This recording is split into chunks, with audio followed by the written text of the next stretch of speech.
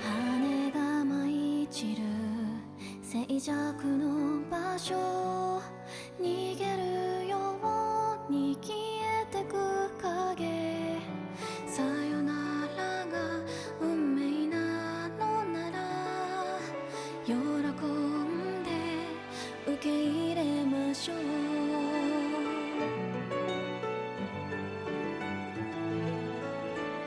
世に捨てられた絵本のように優しさた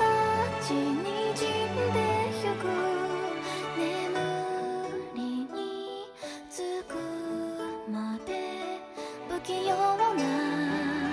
愛をあげる、涙流すこと、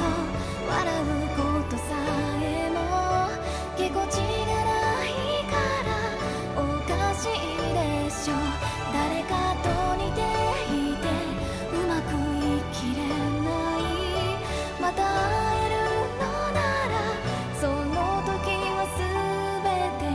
伝えたい君に。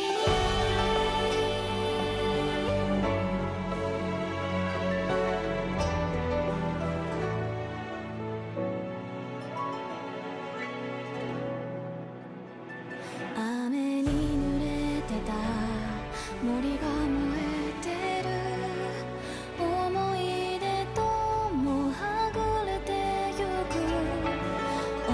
じ時同じ場所なのに違う空、月を